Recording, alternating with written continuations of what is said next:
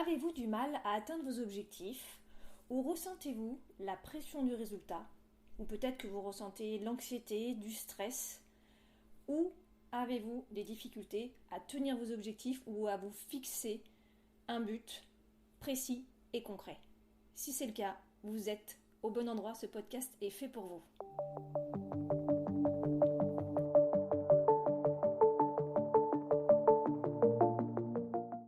Bienvenue dans ce premier podcast où nous allons parler de but et d'objectif, c'est-à-dire faire la différence entre un but et un objectif sous le prisme de la performance, parce qu'il est question de parler de performance. Alors, j'aborde ce sujet parce que c'est un sujet qui m'a touchée moi personnellement et professionnellement dans ma première vie en tant que musicienne de haut niveau. J'étais flûtiste traversière où je passais des concours assez difficiles et je ressentais assez régulièrement cette pression du résultat, cette anxiété de performance que je vais vous redéfinir et en fait qui était vraiment handicapant. Et puis dans le domaine de la course à pied, j'ai croisé plusieurs personnes qui ressentaient les mêmes choses, où le lien entre la musique et le sport de haut niveau, c'est complètement logique. C'est quelque chose il y a vraiment des liens de corrélation entre ces deux domaines-là. Et l'idée, c'est de redéfinir en fait la différence entre un but et un objectif pour sortir de cette pression du résultat, pour sortir en fait de ce jeu qui devient un enjeu et qui va générer de l'anxiété de performance. Et justement là, moi aujourd'hui, je me suis fixé un objectif par rapport à ce podcast, c'est de l'enregistrer d'une traite, parce que j'ai une tendance à être assez perfectionniste, à vouloir refaire les choses. Et là, c'est d'accepter de faire avec les imperfections. Donc je vais peut-être chercher mes mots, je vais peut-être bafouiller, je vais peut-être avoir des défauts de langage, mais c'est accepter que voilà, c'est comme ça. Et c'est mon objectif qui est propre à moi, c'est j'enregistre sans coupure, sans montage. Donc ce sera comme ce sera. Mais ça va permettre aussi de sortir aussi de ma zone de confort. Et vous allez comprendre parce qu'en vous parlant de ça, je suis déjà en fait dans la thématique de ce podcast-là. Donc, comment, quand le jeu devient un enjeu, ça génère cette pression du résultat. Et donc cette anxiété de performance, anxiété compétitive. Et là, je m'appuie sur des études qui ont été faites en psychologie sportive. Donc pour vous citer, il s'appelle Damon Burton, qui a écrit des articles en 1990. Et avec d'autres chercheurs en psychologie sportive, ils ont établi un examen complet de recherche sur l'anxiété compétitive qui repose sur des tests de cognition. Et en fait, cet examen, il se conclut par une théorie qu'ils appellent anxiété concurrentielle, ou qu'on peut appeler aussi anxiété compétitive, anxiété de performance, qui est basée sur une interaction entre l'incertitude sur le résultat et l'importance accordée à ce résultat. Je répète, l'anxiété de performance ou l'anxiété compétitive est basée sur une interaction entre l'incertitude sur les résultats et l'importance accordée à ce résultat. Et c'est là où on rentre vraiment dans le champ lexical de la performance, l'anxiété, le résultat, l'objectif, les actions à mettre en place, etc., etc. Et justement, on va aller redéfinir la différence entre un but et un objectif. Alors c'est des termes que j'utilise, peut-être que vous appelez cela autrement. Et je vais vous donner aussi les termes en psychologie sportive qui sont tout à fait voisins, tout simplement pour vous permettre d'avancer sur ce que vous souhaitez atteindre, que ce soit dans le milieu sportif, dans le milieu professionnel ou dans le milieu personnel. Vous avez besoin d'avancer, vous avez besoin de réaliser certaines choses. Ça vous permet de vous débloquer et de sortir justement de cette anxiété, de ce stress et de cette pression du résultat. Alors imaginez juste que vous avez deux colonnes, la colonne but et de l'autre côté, à droite, la colonne objectif. Je me base aussi sur des ateliers que j'ai fait au niveau de chefs d'entreprise, entrepreneurs, ça les a vraiment aidés pour certains à atteindre leurs objectifs, que ce soit des objectifs de chiffre d'affaires, des objectifs managériaux, que ce soit des objectifs personnels, humains, etc. Donc, la définition du but. Le but, il faut vraiment l'associer à la notion de résultat. But égale résultat. C'est vraiment ce qu'on souhaite atteindre, c'est ce vers quoi on tend, c'est la notion de destination et de rêve. C'est quelque chose qui est au lointain. Je vois vraiment l'image, je marche sur un chemin et c'est vraiment ma destination du sommet ou de l'horizon. Le but, il y a quelque chose qui est intéressant, c'est que ça va être motivant. C'est ça qui va nous mettre en chemin, ça va être un moteur. D'ailleurs, on a la même racine avec le mot moteur et le mot motiver. Se mouvoir, c'est ça qui fait qu'on va se mettre en mouvement. C'est la carotte en fait. On a besoin tous d'une carotte pour pouvoir avancer en fait. Sinon, on reste coincé chez soi dans son canapé. Par contre, ce but, donc ce résultat, peut et va souvent générer du stress et de l'anxiété. Et c'est là, c'est important de comprendre pourquoi. Parce que dans le résultat, il y a une partie de ce résultat qui ne dépend pas de moi, qui ne dépend pas de vous. Donc moi, je me fixe par exemple un résultat. Il faut juste accepter ça. Et à partir du moment où on comprend ça, on va complètement désacraliser ce but et sortir de cette anxiété de performance, qu'il y a des paramètres extérieurs que je ne maîtrise pas. Et là, en psychologie sportive, Damon Burton, il parle de but de résultat, où il y a en fait un processus de comparaison sociale, c'est là où on parle aussi d'anxiété concurrentielle, c'est qu'il y a des paramètres extérieurs. Dans le domaine du sport, ça va être les autres contre lesquels je cours, par exemple. Donc si moi je me mets un but, un exemple en course à pied, je veux faire un classement, je veux gagner la course, ou je veux faire un podium. Ça, on est vraiment dans la notion de but, c'est un résultat. Par contre, quand je dis je veux faire ça, il faut accepter que il peut y avoir mes concurrents peuvent être plus forts que moi ce jour-là. Voilà, ça arrive, donc c'est un paramètre qu'on ne maîtrise pas. D'autres paramètres qu'on ne maîtrise pas, qui sont secondaires, ça va être les paramètres météorologiques, surtout quand on est dans des sports outdoor. Après, si on parle d'autres sports, des sports où on est soumis à un jury, patinage artistique, natation synchronisée, en musique, j'ai tout le temps été soumise à des jurys. Là, il faut accepter aussi que ça ne dépend pas complètement de soi. C'est même si je fais une très bonne performance, ce jour-là, le jury a le droit de ne pas apprécier ma prestation. Les paramètres extérieurs aussi qu'on ne maîtrise pas dans les sports collectifs, ça va être les adversaires, mon équipe déjà, les adversaires contre lesquels je joue, ça soit une équipe complète ou un adversaire individuel en tennis. Enfin, voilà, mettez-vous vraiment dans l'idée que ça soit dans le sport, dans le milieu professionnel, quand vous fixez un but avec une notion de résultat derrière, allez évaluer quels sont les paramètres qui sont dépendants de vous et quels sont ceux qui ne le sont pas. Et à partir de là, on va retravailler ensuite sur la fixation d'objectifs. Mais c'est juste, ça permet d'accepter en disant que vous ne maîtrisez pas ça. Et que se dire, allez, aujourd'hui j'ai envie de faire un top 5 sur une course, ça ne veut pas dire que c'est pas réalisable. Ça ne veut pas dire qu'il ne faut pas se fixer ce but, mais par contre, il faut juste aller chercher et voir les ressentis, qu'est-ce que ça génère. Il y a certaines personnes que ça va challenger, qui ont besoin de ce défi. Il y a des personnes, la victoire, ça les fait vraiment se mettre à 100%, ils sont à 100% eux-mêmes. Il y a des personnes, voilà, ça les aide à se dépasser, à sortir d'eux-mêmes, à être sortis de zone de confort, qui aiment ça, qui ont besoin de se dire j'y vais pour gagner. Et à l'inverse, il y a d'autres personnes qui, quand elles pensent au résultat, et se disent j'y vais pour gagner, ou j'y vais pour faire un classement, ou j'y vais pour faire un podium, au contraire, ça va complètement bloquer. Et là, ça va vraiment générer un stress qui va être handicapant, et en fait, ces personnes ne vont pas arriver à atteindre ce résultat. Ensuite, on va passer à la notion d'objectif. Un objectif, l'objectif, c'est le chemin. C'est vraiment l'action, le processus, un processus d'action qu'on met en place pour pouvoir atteindre le but. Donc vous voyez, l'objectif, il peut y en avoir plusieurs, donc plusieurs objectifs pour un but. Ça permet de rester complètement centré sur soi. Et un objectif, c'est à 100% sous mon contrôle. Voilà, un objectif, c'est de se dire ça doit être à 100% dépendant de vous. Et donc dépendant de paramètres qui sont intrinsèques, qui sont intérieurs. Et là, en psychologie sportive, on parle de but de performance. Donc vous voyez, la performance n'est pas un terme péjoratif.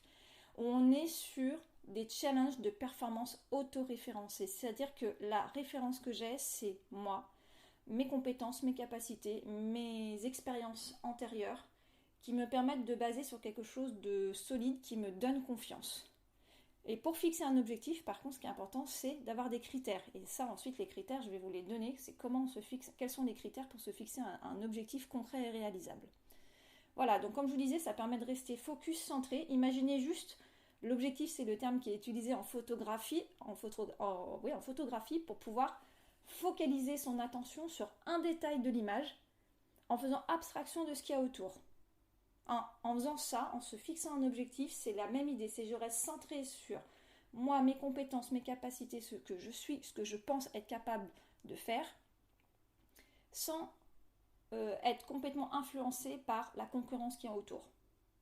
On n'est pas du tout dans quelque chose d'égocentré, on est juste dans le fait de rester centré en connaissance de soi, toujours en harmonie, en équilibre, c'est le but de la sophrologie, pour pouvoir atteindre l'objectif qu'on s'est fixé. Donc si je résume, le but, c'est le résultat, qui ne dépend pas à 100% de moi. L'objectif, c'est les actions que je mets en place pour me rapprocher le plus possible, et si possible à 100%, de mon but.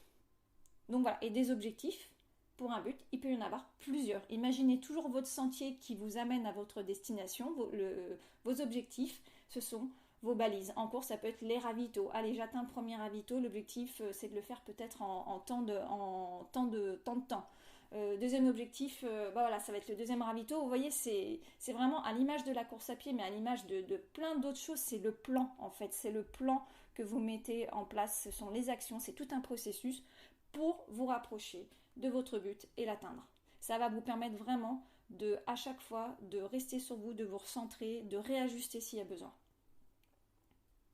Donc, si on conclut cette première partie, par rapport aux études qui ont été faites et par rapport à ce que je vous dis, les tests sur la fixation d'objectifs dits but de performance en psychologie sportive, donc l'objectif, ça permet de diminuer l'anxiété. Ça va permettre aussi d'améliorer le sentiment de compétence, un sentiment de « ouais, je suis capable ». Ça va permettre aussi de développer la confiance en soi. Et finalement, ça permet d'améliorer les performances, de se sentir capable et au fur et à mesure de faire de mieux en mieux. Alors maintenant, c'est comment concrètement on détermine un objectif. Évidemment, la question centrale est qu'est-ce que je veux ? Ça veut dire que là, je suis dans un état présent, une situation présente. Quel est l'état désiré ? Donc on est dans le futur, quel est l'objectif, quel est l'état désiré ? En prenant conscience des moyens qui vont me permettre d'atteindre cet état désiré, et peut-être éventuellement des obstacles qu'il va falloir que je soulève, que je contourne, pour pouvoir atteindre cet état désiré. Et c'est là où on va définir des critères d'objectifs pour être sûr qu'on est sur le bon chemin et qu'on est sûr d'avancer vers notre rêve, notre but. Les critères d'objectifs, il y en a 6. La première chose, très importante, on répond à la question qu'est-ce que je veux. Premier critère d'objectif, c'est on parle de soi à la première personne, au présent, dans l'affirmation. Je veux faire moins de 45 minutes aux 10 km de Villeurbanne. Donc ça, c'est un exemple concret que j'ai réalisé. Il est là, je vous enregistre le podcast, c'était il y a 5 jours, la course, même 4 jours. Mon objectif, c'est je souhaite faire moins de 45 minutes aux 10 km de Villeurbanne. On est d'accord déjà, là, je suis dans un objectif, je ne suis pas dans un résultat. Parce que là, il ne s'agit que de moi, il s'agit d'un chronomètre. Il ne s'agit pas d'un classement. Le classement, à ce moment-là, moi, c'est pas important pour moi. C'est un record perso que je vais aller chercher. Avec mes compétences, mes capacités, mon expérience de coureuse. Je ne suis pas du tout une sprinteuse. Donc, j'ai évalué par rapport aux courses précédentes. Je me suis dit, je pense que je suis capable de faire moins de 45 minutes.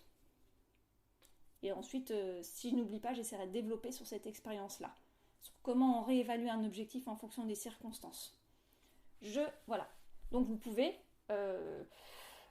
vous fixez votre objectif, je souhaite, je veux ou je suis.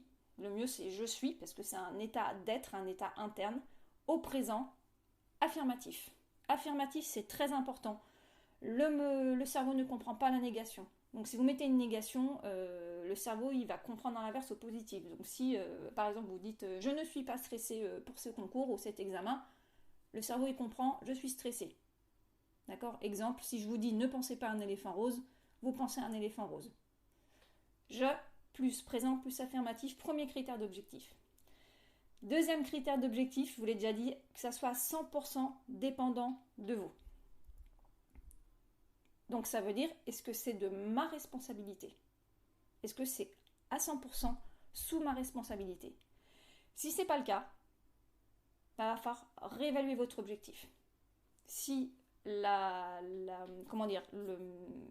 de cet objectif dépend de quelqu'un d'autre, dépend d'un contexte extérieur à vous, c'est que ce n'est pas un objectif, c'est que vous êtes dans un but.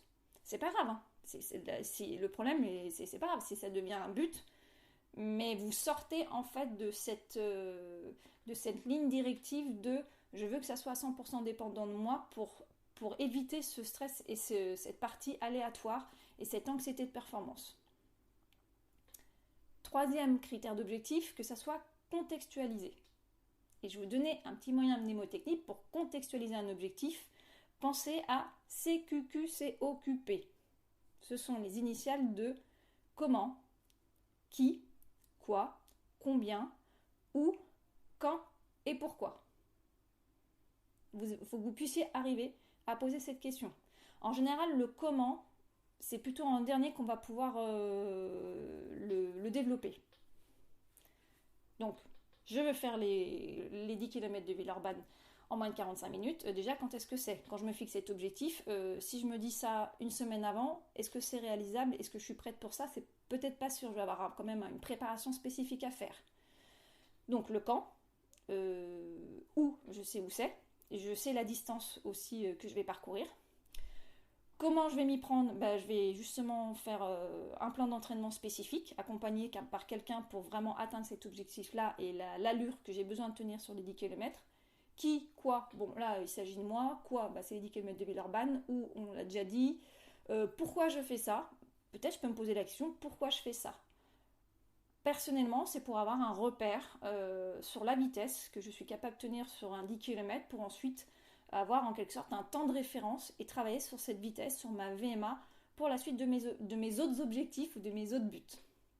Voilà, je vous donne cet exemple-là concret pour que ça vous parle. Quatrième critère d'objectif, est-ce que c'est réalisable? Matériellement, est-ce que c'est réalisable? Oui, c'est réalisable parce que il se trouve que c'est à côté de chez moi, que j'ai besoin de peut-être faire 20 minutes de voiture, ou alors je vais covoiturer, ou au pire même j'y vais même peut-être encore mieux, j'y vais en transport en commun. Est-ce que c'est réalisable matériellement? Oui. Il y a peut-être d'autres choses matériellement. Est-ce que je suis bien équipée pour ça? Est-ce que j'ai les bonnes chaussures pour ça? Pour courir, voilà, je vais peut-être pas y aller avec mes chaussures de trail, donc c'est aussi choisir mon matériel. Calquez bien ça aussi dans les autres domaines de votre vie.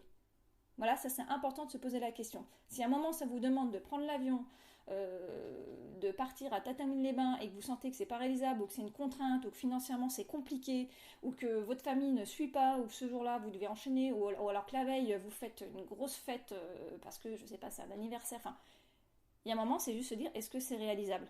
Est-ce que je vais pas aller au casse-pipe si je vais aller battre mon record personnel alors que la veille j'ai une grosse fête de famille et que je vais me coucher à 4h du matin, peut-être un petit peu alcoolisée. J'exagère le trait, mais c'est important de se poser ces questions-là. Il y a des moments, il n'y a pas de miracle, hein. Le corps il vous pardonne pas si vous faites n'importe quoi. Cinquième critère d'objectif, que ça respecte votre écologie. Ah, alors on rentre dans le domaine de l'écologie humaine.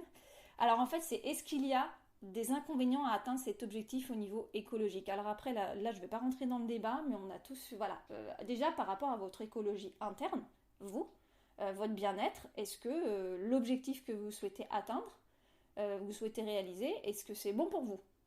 Est-ce que c'est bon pour les gens qui vous entourent?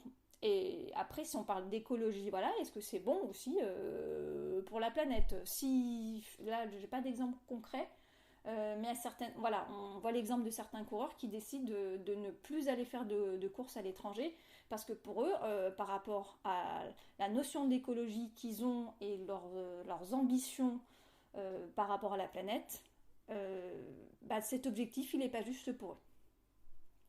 Je ne vais pas faire de débat là-dessus, mais c'est quand même pour des fois se poser la question si on parle même de son écologie à soi. Est-ce que dans le temps où je décide de réaliser cet objectif, est-ce que je suis en état psychologique, physique, émotionnel, mental de réaliser cet objectif?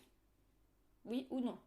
Est-ce que ça fait défaut aux personnes qui m'entourent par rapport à mon travail? Est-ce que, par exemple, je veux aller faire telle ou telle course?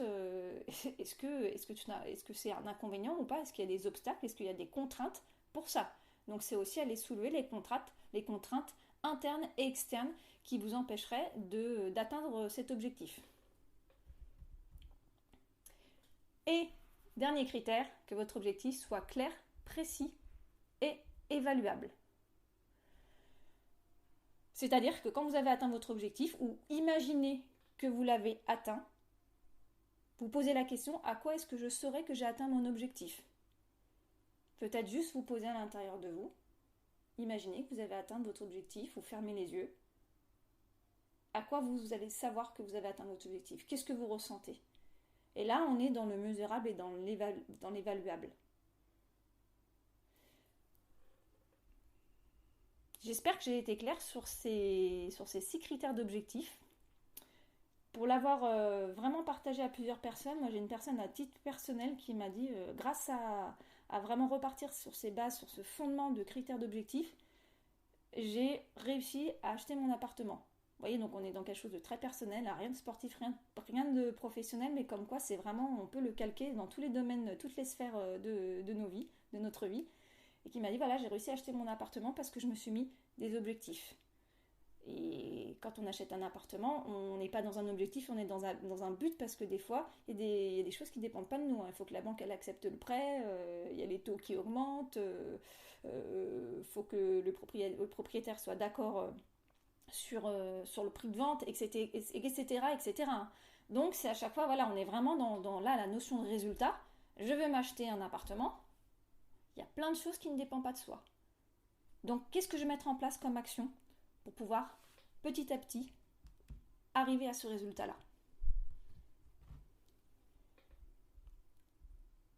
Alors je continue. Pour conclure, qu'est-ce que ça va vous permettre d'atteindre vos objectifs? Et surtout qu'est-ce que ça va vous permettre, je me reprends, quels vont être les effets psychologiques positifs à vous fixer vraiment des critères? Ça va vous permettre d'avoir des repères. Comme je vous disais, ça va être les balises sur votre chemin. Vous allez d'un point à un autre. D'un point A, d'un point B, le point B, j'y suis arrivé, ok, maintenant j'ai du point B au point C, ça c'est bon, vous cochez les cases. Ça vous permet de vous rassurer. Et comme je vous l'ai dit tout à l'heure, ça permet de rester centré sur ce que vous faites, sur les actions que vous mettez en place. Ce qui va être intéressant aussi, c'est que ça va vous permettre d'oser. Parce que quand vous voyez que ça marche, quand vous voyez qu'à chaque fois vous atteignez vos objectifs petit à petit, pas à pas, vous allez oser encore plus sortir de vos zones de confort. Vous allez oser expérimenter. Vous allez oser peut-être faire quelque chose que vous n'avez jamais fait. Et ce qui va vous aider aussi, c'est que ça va vous permettre de réajuster des fois les choses. Et je vais vous donner 2 exemples. Réajuster, réévaluer son objectif. Donc mettre ces critères, comme je disais, ça vous permet d'apprendre à vous connaître aussi. Et que des fois, il y a peut-être cet objectif, il y a besoin de le réajuster. Premier exemple, je reviens sur les 10 km de Villeurbanne. Il y a eu un contexte, des circonstances qui font que je suis arrivée sur cette course-là. Je savais que quelques jours avant, je n'étais pas en forme. Et il y a un moment, je me suis dit, allez, je me testerai bien même en dessous des 44 minutes. On joue à la minute, même à la seconde près. Et vu que la forme n'est pas présente les quelques jours avant, pour différentes raisons, c'est pas grave en soi, je me suis dit, bon, je pense que les 44 minutes, on va laisser tomber. On va revenir à l'objectif principal, qu'il est moins de 45 minutes pour moi, enfin 45 minutes comme ça. Je me mets moins la pression. Et puis de toute façon, me connaissant physiquement, je pense que mon corps ne peut pas faire plus. Voilà, il y a un paramètre, le paramètre féminin qui arrive le mauvais jour, hein, je m'en cache pas, qui fait qu'il faut juste être conscient qu'il y a un moment, on ne peut pas faire de miracle. Et tout ça, ça permet juste simplement de s'enlever de la pression. Et quand j'arrive à la fin, je suis dans le rouge pendant 10 km, hein, ça c'est sûr, ça a été très difficile, hein, mais que j'arrive et que je vois que j'atteins mon objectif, j'atteins le résultat que je veux pour moi, malgré la fatigue, malgré les circonstances, je me dis waouh, je suis super contente. Enfin, il y a une sorte de satisfaction. Il y a un moment aussi, il faut célébrer ces victoires-là. C'est une petite victoire, mais c'est important de le célébrer. Mais voilà, quelques jours avant, quand j'ai vu que je ne pouvais pas m'entraîner comme je voulais, que je n'arrivais pas à récupérer comme je voulais, parce qu'il y a le travail, parce qu'il y a la vie familiale, parce qu'il y a plein de choses qui se passent en ce moment, Ben, c'est juste, je réévalue pour que ça reste un jeu.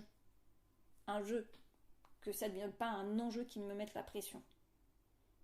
Et je vais vous donner un deuxième exemple, toujours dans le domaine de la course à pied. Alors j'ai de la chance de connaître Annette Sergent par mon métier de sophrologue, puisqu'elle m'a formée en sophrologie du sport, mais aussi par mon métier de conseillère en running. Je la rencontre assez souvent. Et elle nous a raconté en sophrologie une anecdote très très intéressante et vraiment parlante par rapport à cette question d'objectif. Annette Sergent, donc, qui est plusieurs fois championne du monde de cross, donc qui a déjà à l'époque qui est championne du monde une première fois et qui retourne la deuxième année remettre son titre en jeu. Donc imaginez, alors là on est dans le sujet de l'anxiété compétitive, la pression du résultat, et elle nous l'a dit, elle s'en cache pas, elle était la favorite. Sur le papier, elle est la favorite.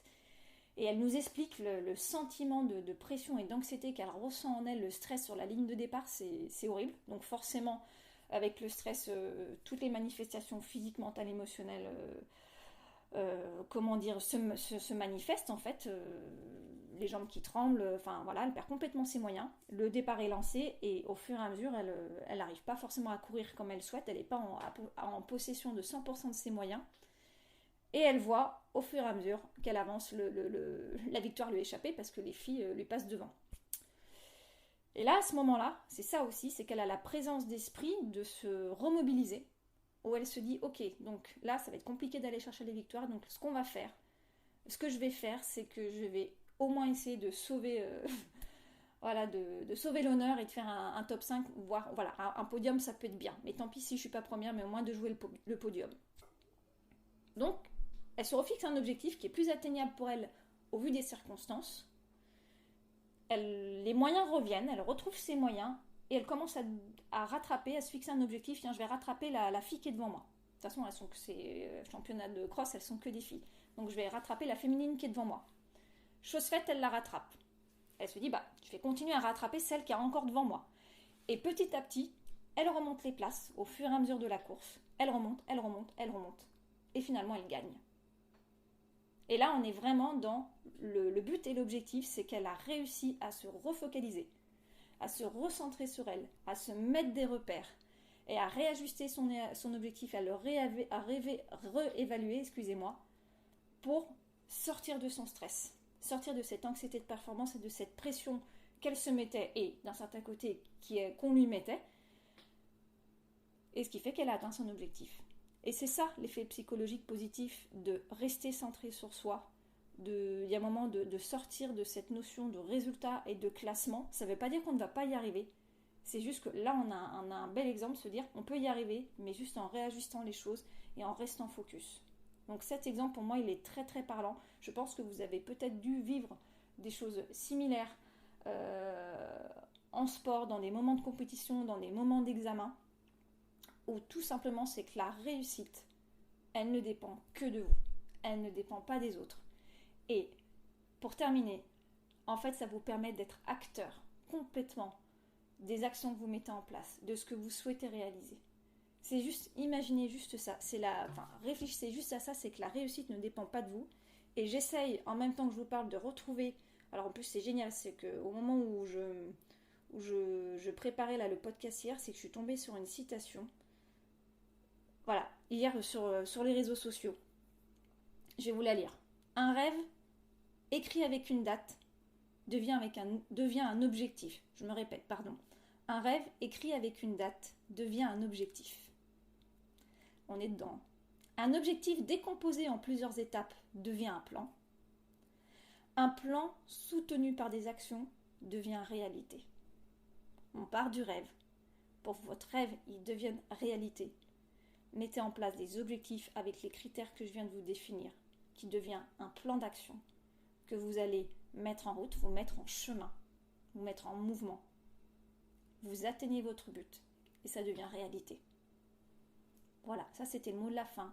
Soyez acteur de vos rêves, soyez acteur de tout ce que vous souhaitez atteindre et tout ce que vous souhaitez réaliser. Je vous souhaite une très belle journée. J'espère que ça a été clair pour vous. N'hésitez pas à commenter, à liker, à m'écrire si vous avez besoin, à réagir à ce podcast. Je serai ravie d'échanger avec vous. Et on se retrouve dans le prochain podcast. Je ne sais pas encore quel sera le sujet, mais je pense qu'on va aller dans la continuité de ce champ lexical, ce prisme de la performance. Très belle journée à vous et à très bientôt. Je vous remercie.